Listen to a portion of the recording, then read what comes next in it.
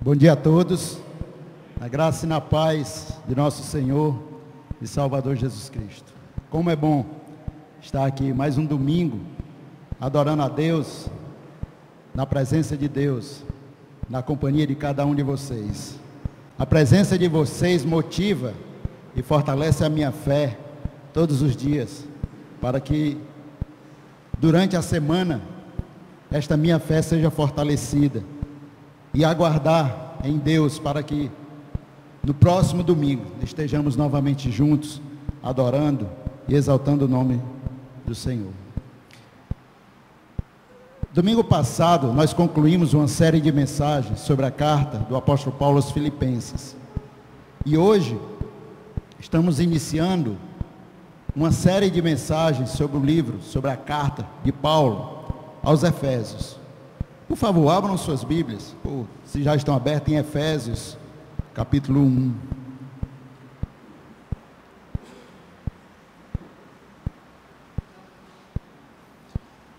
Como já foi falado, mas nunca é demais, a você que está nos visitando hoje, seja bem-vindo. Que Deus abençoe a sua vida, que Deus possa trabalhar em seu coração, que você possa sentir a presença de Deus na sua vida nesta manhã. Como já foi lido, Efésios capítulo 1, nós vamos estar meditando um pouco nesta carta, uma carta muito rica, uma das cartas mais ricas do Novo Testamento. Efésios é como, parece assim, uma síntese de todo o cristianismo. Doutrinas básicas da fé estão contidas nela. Ela não foi escrita assim em resposta a algo, alguma circunstância ou específica, ou alguma controvérsia da história. Ela está composta, é uma combinação, a carta de Efésios é basicamente uma combinação entre a doutrina cristã e o dever cristão. Vamos orar ao nosso Deus. Senhor Deus maravilhoso e eterno Pai, obrigado, Senhor, obrigado por mais este momento, por este privilégio, Pai, de podermos estar aqui e Te adorar. Senhor, abre, Pai, as nossas mentes e corações, que possamos compreender, Senhor, de forma correta o que o Senhor tem a nos ensinar nesta manhã. Não eu, menos de mim, Senhor, e mais de Ti, para o louvor da Tua glória. Que o Teu Espírito, Senhor, que é santo, possa estar direcionando cada palavra, que seja para a glória do Teu nome, Senhor, e para a edificação da Tua igreja, em nome de Jesus. Amém. Eu fiquei me questionando esses dias, por que Paulo escreveu essa carta à igreja em Éfeso? Se não havia, aparentemente, nenhuma controvérsia, nenhuma situação que necessitasse dessa carta. Por outro lado, se nós analisarmos, a igreja em Éfeso, ela teve início na segunda viagem missionária do apóstolo Paulo. Ele passou em Éfeso, juntamente com Priscila e Áquila, e ele deixou Priscila e Áquila em Efésios, e eles começaram esse trabalho lá. E na terceira viagem missionária de Paulo, Paulo novamente voltou a Éfeso, do qual passou por volta de 3 anos ensinando aquela igreja. E uma coisa interessante, se nós vermos a cidade de Éfeso, uma cidade greco-romana, aonde predominava a idolatria. Eles cultuavam uma deusa chamada Diana, a ponto de, em alguns momentos, como em Atos capítulo 19, eles dizerem: Diana é a deusa dos Efésios. E é interessante que nesse primeiro capítulo de Efésios, Paulo, por várias vezes, eu não contei, mas deve ter aqui no mínimo umas 15 vezes, entre o versículo 1 e o versículo 14, umas 15 vezes o nome de Jesus, ou expressões que levam a entender que ele está se referindo a Jesus. como por exemplo, nele o amado, em quem, expressões que complementam o versículo anterior, onde ele está se referindo à pessoa de Jesus. O que me leva a entender que numa cidade onde os cristãos eram minoria, com certeza eles eram perseguidos, talvez ridicularizados pela sua fé. E Paulo, ele vai mostrar nesse primeiro capítulo de Efésios, de que os irmãos, eles não precisam se sentir inferiores a ninguém, ao contrário, porque a verdadeira vida, a verdadeira bênção, eles têm de Deus Pai, de Deus Filho e de Deus Espírito Santo.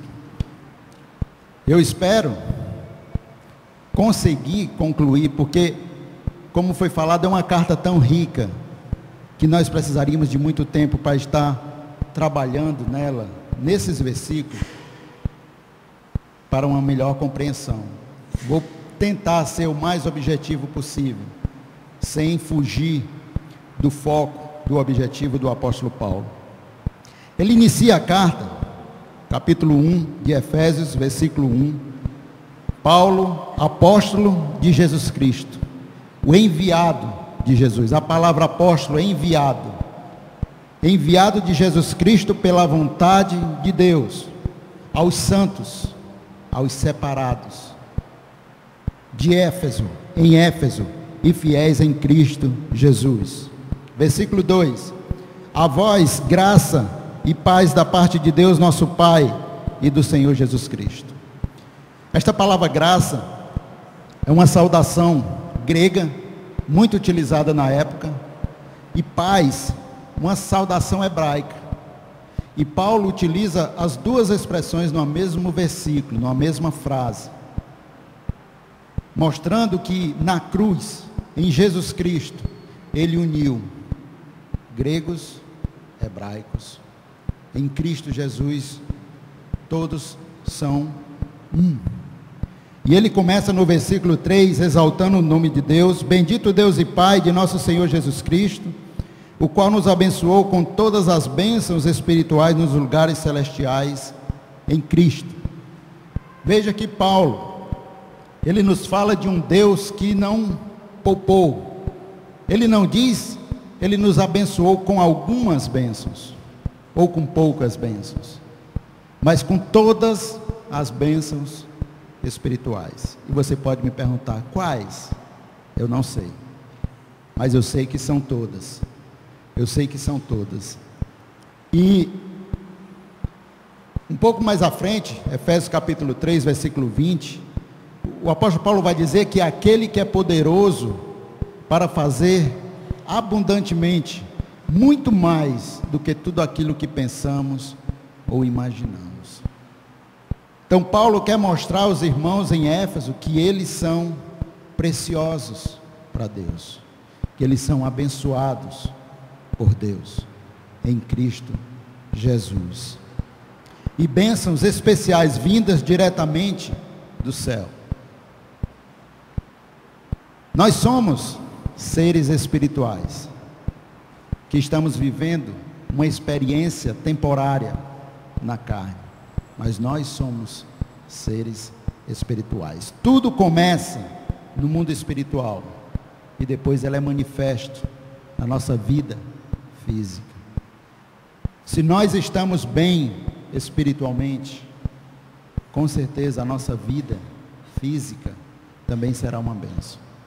Se nós não estamos bem espiritualmente, com certeza a nossa vida física não está bem.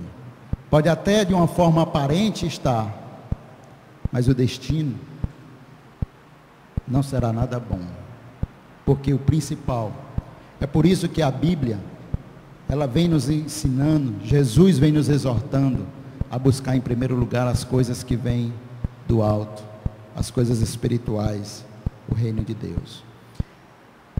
Do versículo 3 ao 6, nós vamos ver bênçãos, a bênção do cristão, de ser escolhido pelo próprio Pai. No versículo 4 ele diz, continuando, como também nos elegeu nele, em quem? Em Cristo, antes da fundação do mundo, para que fôssemos santos e irrepreensíveis diante dele, em amor. Em outras traduções tem em caridade. Esse termo de eleição é um termo muito explorado, mas o que o apóstolo Paulo nos diz aqui, que possamos refletir, é de que Deus já pensava em nós, antes do mundo ser criado. Deus já nos amava, antes de tudo existir. Eu sei que vão surgir inúmeras perguntas, que talvez não tenhamos todas as respostas. Você pode perguntar, se Deus é onisciente, e já sabia de tudo isso, por que então Deus permitiu o mal? Nós poderíamos responder, para que a glória de Deus, para que o amor de Deus, para que a misericórdia de Deus, para que o perdão de Deus se manifestasse em nossas vidas. Mas um dia nós vamos poder perguntar diretamente a Deus, se esta é a resposta correta, por que que Deus permitiu? Mas de uma coisa nós sabemos, é que Deus já pensava em nós, antes do mundo ser criado. E essa eleição não é que Deus diz, olha, você está salvo, você não está salvo. Esta eleição é em Cristo. Deus diz que em Cristo Jesus, todos são salvos. É como nós entrarmos em uma competição já sabendo o resultado final. Se você está em Cristo, como diz o apóstolo Paulo na sua segunda carta aos Coríntios, capítulo 5, 17, é nova criatura. As coisas velhas já passaram, eis que se fizeram novas. Se nós estamos em Cristo, nós somos eleitos de Deus. Na primeira carta do apóstolo Pedro, capítulo 2, versículo 9, ele começa dizendo, vós sois raça eleita. Eleita como? Em Cristo Jesus. É uma eleição em Cristo, para que fôssemos santos, separados para adorar a Deus, e irrepreensíveis. Nós só somos irrepreensíveis diante de Deus por causa de Jesus. Sem Jesus, por mais justo que seja o homem, não vai passar de trapos de imundícia. A justiça humana sem Jesus é como um traço de imundícia perante Deus, por causa da santidade de Deus. Nós nos tornamos irrepreensíveis diante de Deus por causa de Jesus. E nos predestinou para filhos de adoção por Jesus Cristo para si mesmo, segundo o beneplácito da sua vontade. O que é predestinar? Pré é antes. Deus traçou o nosso destino antes dele existir, em Cristo Jesus. Fora de Jesus, o nosso destino pode mudar. Em Cristo Jesus, o nosso destino já está traçado. É estarmos na presença de Deus, é a salvação eterna, é a vida eterna. O nosso destino já foi planejado por Deus, em Cristo Jesus, antes do mundo ser criado, antes de tudo ser criado. Segundo o beneplácito da sua vontade, segundo o consentimento, a aprovação de sua vontade. E qual o propósito? Para o louvor e glória da sua graça, pelas quais nos fez agradáveis a si, no amado. Em Cristo Jesus nós nos tornamos agradáveis a Deus. Lembra do profeta Isaías, quando ele disse que o nosso pecado causa separação entre nós e Deus. Em Cristo Jesus nós nos tornamos agradáveis a Deus. Deus já pensava em mim e em você, antes de tudo ser criado. O nosso destino em Cristo Jesus já estava predestinado. Em Cristo Jesus, todos estão eleitos para uma vida eterna. Nós vimos até o versículo 6 as bênçãos de ser escolhido pelo Pai. Nós vamos ver agora do versículo 7 ao 12, a bênção de sermos redimidos pelo Filho. Quando ele começa no versículo, ele terminou o versículo 6, assim no amado. Em quem? No amado, que é Jesus. Em quem temos a redenção pelo seu sangue, a remissão das ofensas, segundo as riquezas da sua graça, que ele fez abundar para conosco em toda a sabedoria e prudência. Esta palavra redenção, nós temos até uma cidade aqui no Ceará chamada Redenção, significa libertação. Redenção existe porque ela foi a primeira cidade brasileira a libertar os escravos. Em Cristo Jesus, ele nos libertou da escravidão do pecado. Nós ainda pecamos, mas nós não somos mais escravos do pecado, porque Jesus, ele já pagou o preço. Essa liberdade custou algo que nenhum de nós poderíamos, por mais boas obras que fizéssemos, pagar. Mas nós fomos pagos, nós fomos comprados, nós fomos libertos pelo sangue precioso de Jesus. E ele diz algo interessante. Por exemplo, no Evangelho de João, capítulo 8.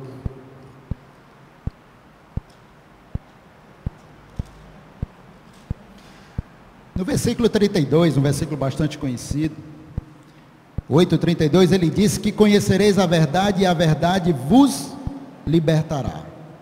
No versículo 34, ele diz que todo aquele que comete pecado é escravo do pecado. No versículo 36 ele diz: mas se o Filho vos libertar, verdadeiramente sereis livres. Trazendo para a realidade nossa de hoje, comparando com a igreja em Éfeso, hoje nós como cristãos somos minoria em relação à sociedade. A sociedade tem criado muitos deuses para adorar. E muitas vezes nós como cristãos somos perseguidos por causa da nossa fé em um único Deus Salvador. E talvez isso possa, de alguma forma, trazer tristeza ao nosso coração. Mas as palavras de Paulo à igreja em Éfeso são também as palavras de Deus e de Paulo para a igreja de Cristo hoje, do século 21. Você é um abençoado de Deus. Você é um escolhido de Deus. A igreja em Cristo Jesus. Nós vamos ver no versículo 9 de Efésios, capítulo 1, continuando, ele diz: descobrindo-nos o mistério da sua vontade, o mistério da vontade de Deus, segundo, olha essa palavra de novo, o beneplácito que propuser em si mesmo, segundo o seu consentimento, a sua aprovação, de tornar a congregar em Cristo todas as coisas. Veja algo interessante. Deus, no princípio, ele escolheu um povo para ser seu. Ele transformou esse povo numa nação, a nação de Israel. No Evangelho de João, capítulo 1,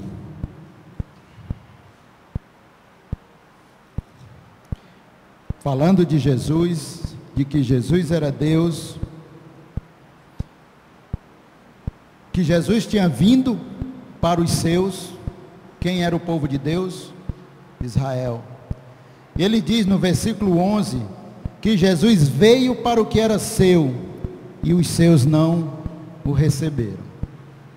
Mas a todos quantos o receberam, deu-lhes o poder de serem feitos filhos de Deus, aos que creem no seu nome. Este termo que Paulo usa aqui em Efésios, essa expressão, no original, essa palavra grega, ela significa um termo só. É uma palavra só, anakefalaio, e significa, literalmente, debaixo de uma só cabeça. O que o apóstolo Paulo está dizendo aqui é que em Cristo Jesus Deus está constituindo uma nova sociedade, a igreja. Hoje o povo de Deus não é só o povo de Israel. Não importa se você é israelense, japonês, brasileiro, americano, alemão. Em Cristo Jesus nós somos um. Tudo, em algumas versões bíblicas, tem que tudo convergindo para Cristo. Em Cristo Jesus nós somos feitos filhos de Deus. Não importa a nossa nacionalidade, a nossa cor, a nossa condição financeira. Em Cristo Jesus nós somos um, o novo povo de Deus, a igreja. Em Cristo Jesus tudo está sendo feito para agradar, para servir a Deus. Versículo 11. Nele quem? Em Cristo Jesus. O apóstolo Paulo está dizendo, irmãos, não se abatam. Não é Indiana, a deusa que eles dizem, e nós dizemos hoje, não é nesses deuses que a nossa sociedade tem criado, é em Jesus. Nele, em Jesus, digo, em quem também fomos feitos herança, havendo sido predestinados, conforme o propósito daquele que faz todas as coisas, segundo o conselho da sua vontade. Nós, em Cristo Jesus, somos herança de Deus. Continuando aquele versículo da primeira carta do apóstolo Pedro, capítulo 2, versículo 9. Vós sois raça eleita, sacerdócio real, nação santa, povo de propriedade exclusiva de Deus. Só nele, em Cristo Jesus, em mais ninguém. Se ele verdadeiramente nos libertar, verdadeiramente seremos livres.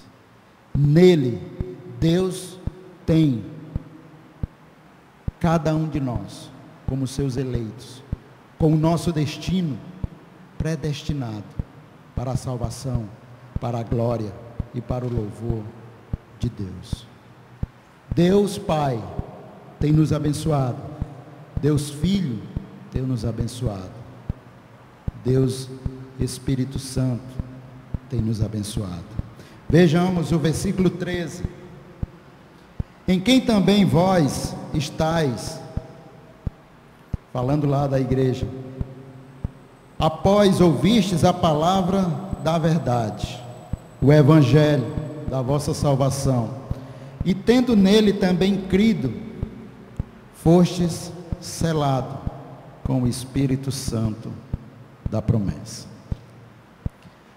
É comum a gente ver em filmes onde tem reis esse selo. E às vezes nós vivemos em uma sociedade, em uma cultura de democracia. E às vezes nós queremos trazer essa democracia para a palavra de Deus.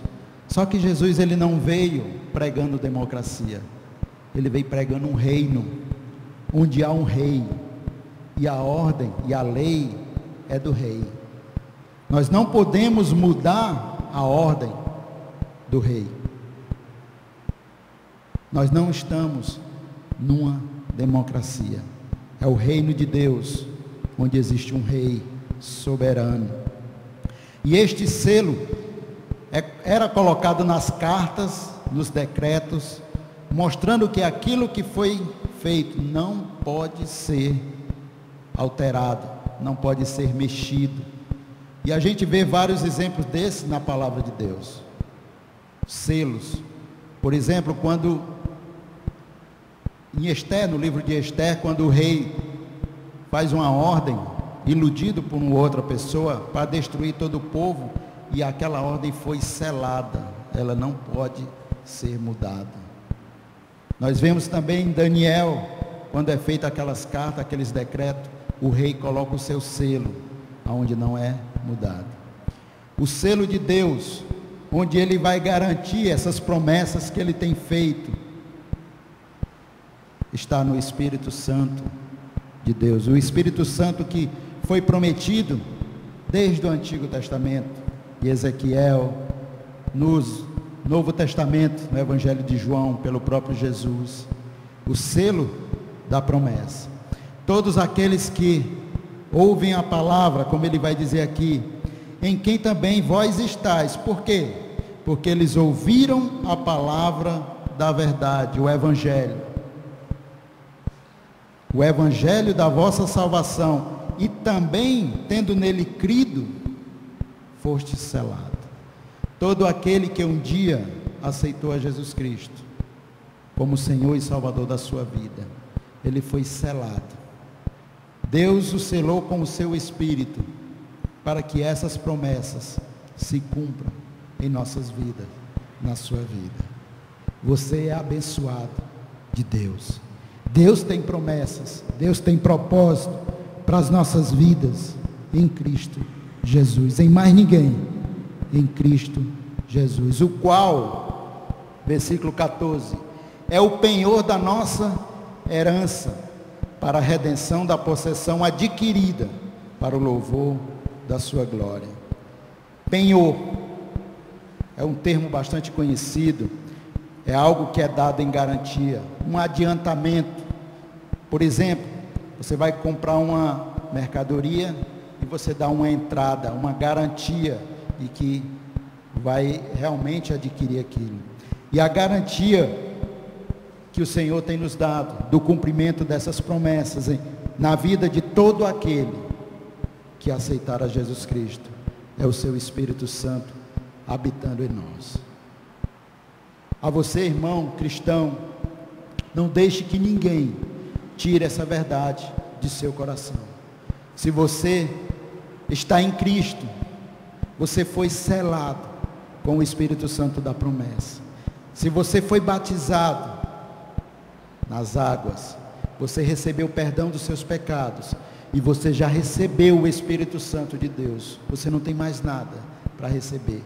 Tudo o que Deus fez, prometeu, Ele já selou com o seu Espírito da promessa, e Ele lhe deu a garantia, Ele lhe deu o seu próprio Espírito para habitar em cada um de nós, para que nós tenhamos e vivamos na certeza de que nós somos abençoados por Deus em Cristo Jesus.